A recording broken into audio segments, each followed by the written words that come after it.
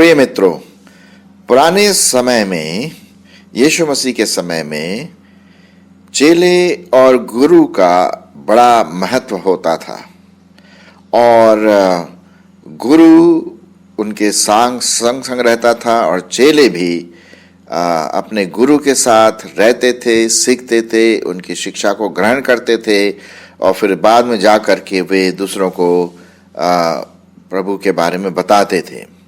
हमारे प्रभु यीशु मसीह के पास 12 चेले थे और उन 12 चेलों के साथ हमारे प्रभु यीशु मसीह ने 3 साल तक समय बिताया और उनको वो शिक्षा और दीक्षा दी ताकि वो सुसमाचार लेकर के दूसरों को बताएं।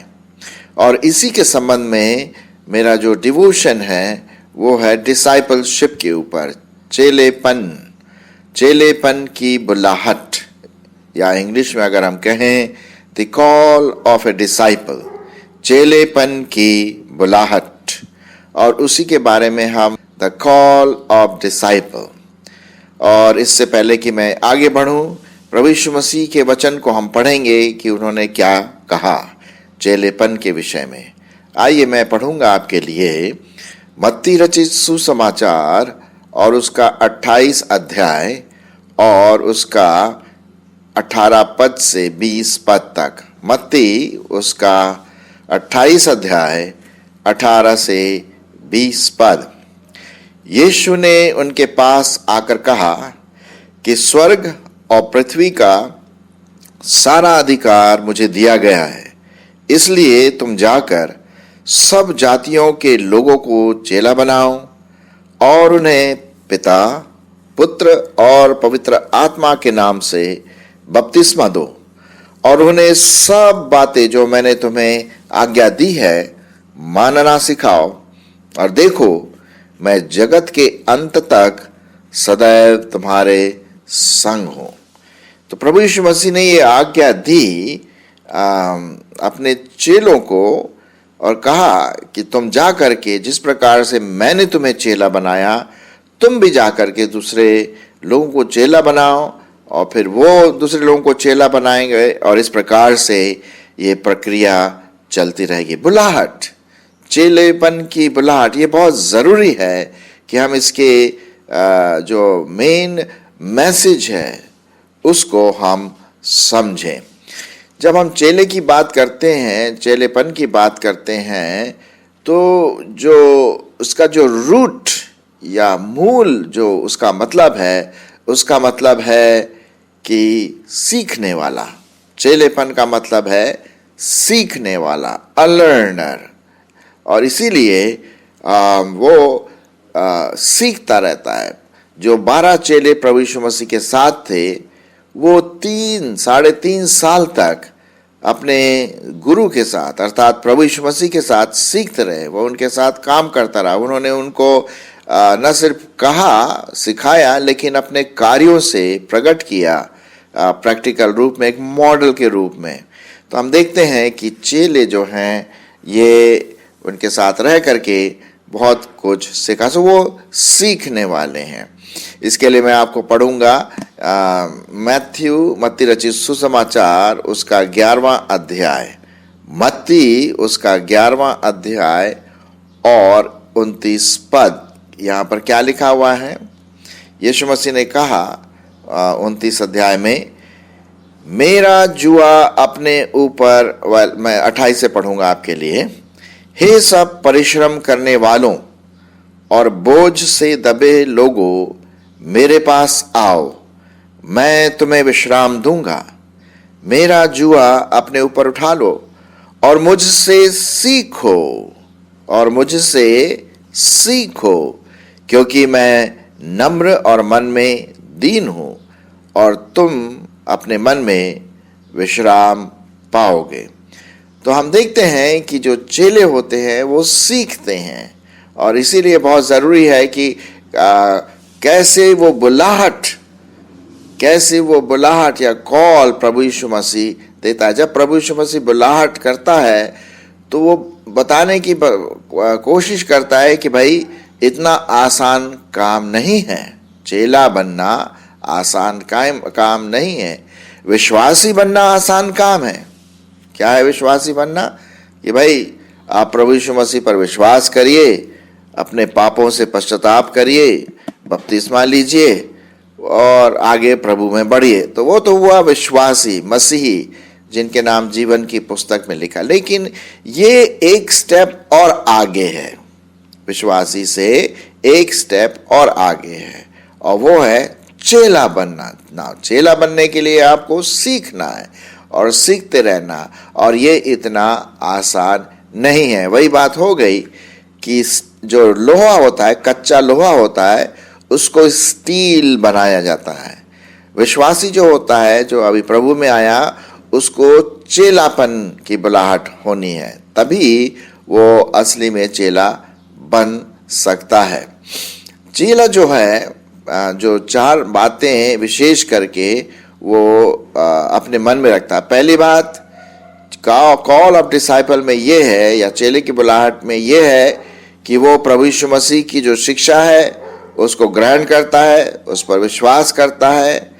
प्रभु यीशु मसीह के जो बलिदान है उस पर वो निर्भर रहता है। तीसरी बात, पवित्र आत्मा उसके जीवन में भरा रहता है। और चौथी बात, वो अपने आप को एक एग्जाम्पल देता है, दूसरों के लिए वो एक एग्जाम्पल बनता है। मैं आपके लिए कुछ पदों को पढ़ूंगा ताकि आप इसको और अच्छी से समझ सके।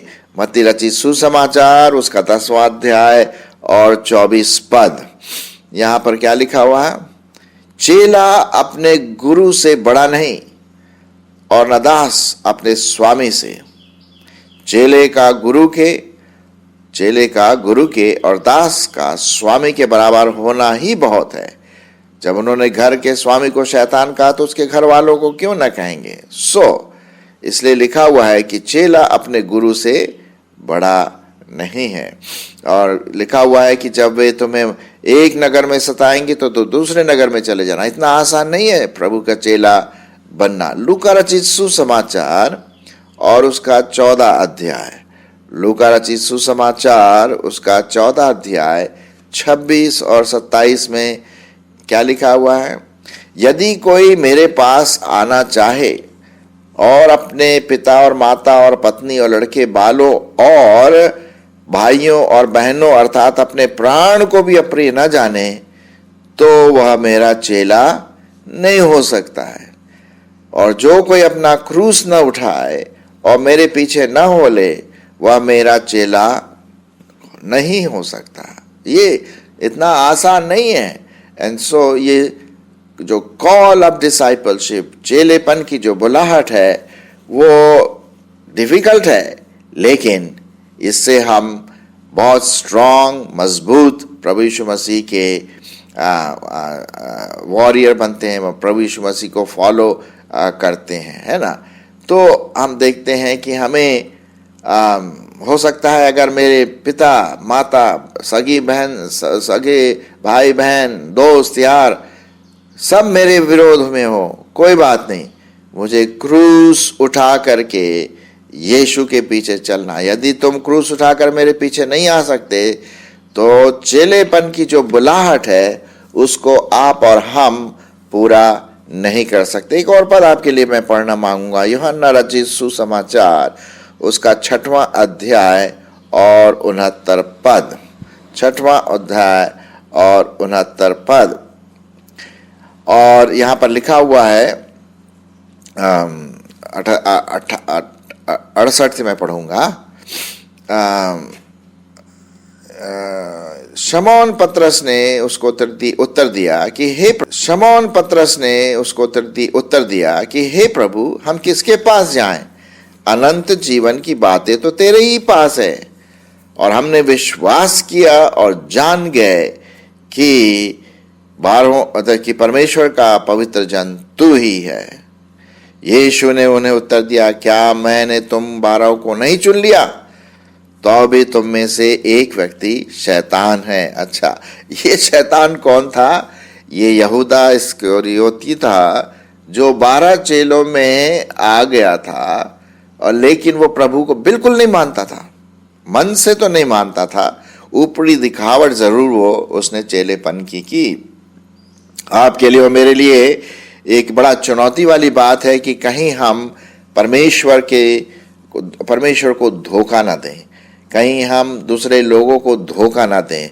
हाँ, ऊपर से कुछ अंदर से कुछ। तो उसमें से 12 चेले में से एक जो था वो विश्वासी नहीं था, लिखा हुआ वो व्यक्ति शैतान था, प्रभु यीशु मसीह ने खुद यहाँ पर कहा। तो हमें थोड़ा सा होशियार रहना है कि जब हम कॉल ऑफ डिसाइपलशिप की बात करते हैं, चेले की बुलाहट का बात करते हैं, तो पूरे 100% हमें विश्वास करके क्रूस उठाने के लिए तैयार रहना है। चेलेपन की जो कई खासियत हैं जो बुलाहट के रूप में आती है। जब प्रभु बुलाता है तो वो चाहता है कि भाई पहले तुम सोच लो कि तुम चेला बनना मांगते हो कि नहीं। क्योंकि चेलापन बनने के लिए आसान काम नहीं है।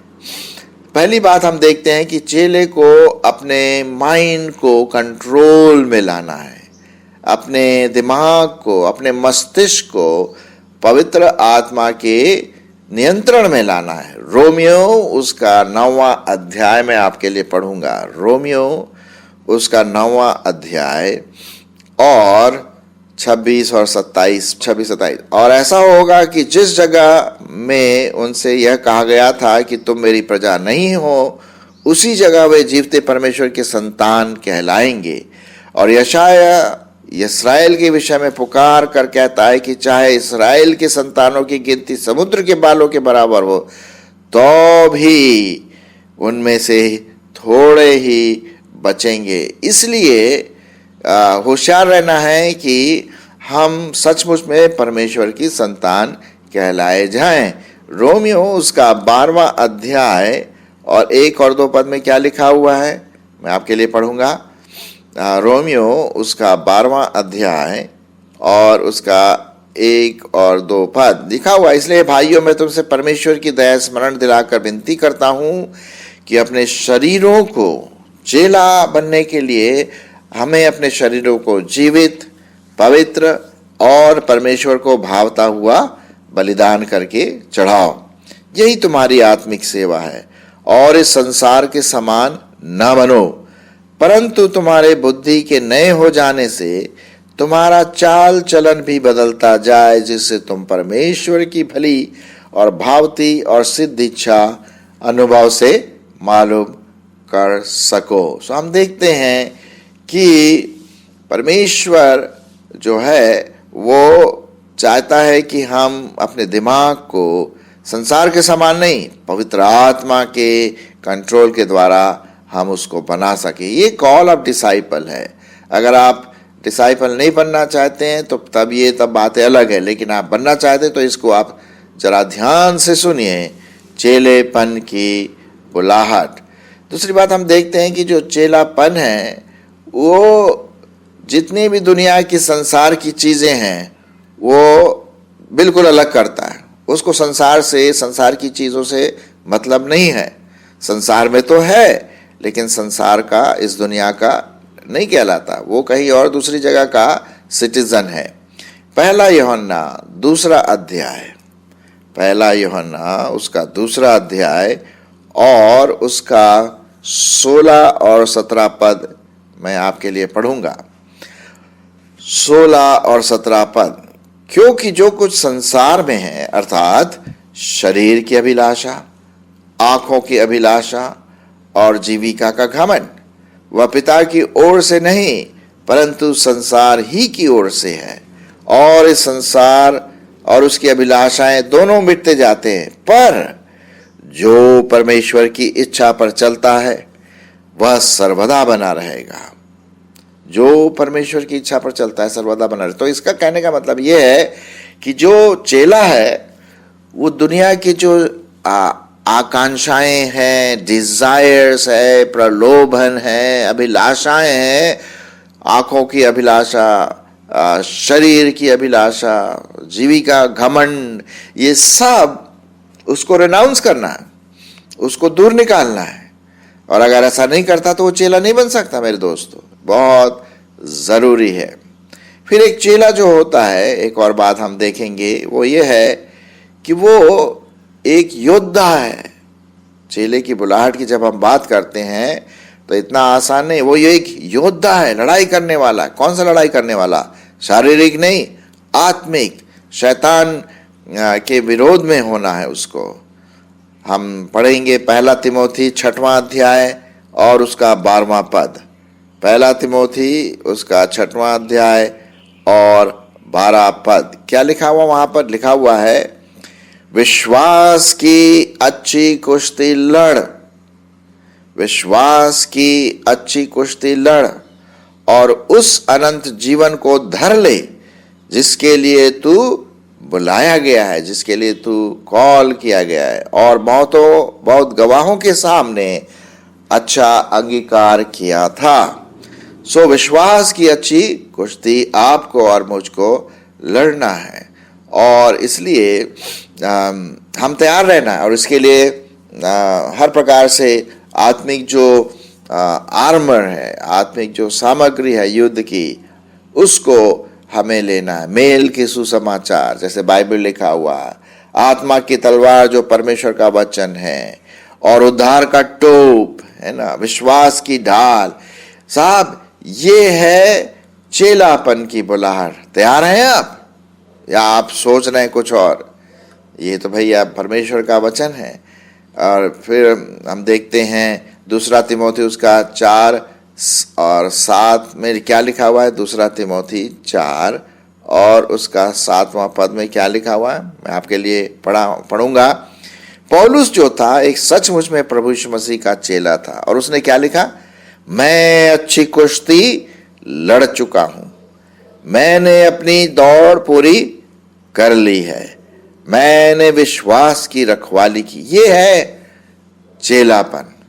मेरे दोस्तों, पता नहीं मैं उसमें कितना निकलूंगा, खरा निकलूंगा, मुझे नहीं पता, परमेश्वर जानता है, लेकिन मैं कोशिश कर रहा हूं। तो हम देखते हैं कि एक जो डिसाइपल होता है वो योद्धा होता है, आत्मिक रीति से लड़ाई में वो जीतता है। फिर आगे हम पढ़ते हैं, जो डिसाइपल होता है, जो कॉल ऑफ डिसाइपल की जब बात आती है तो वो सुनने वाला होता है, अपने मास्टर का, अपने गुरु को सुनने वाला होता है। क्या लिखा हुआ है यूहन्ना 10 और 27 में?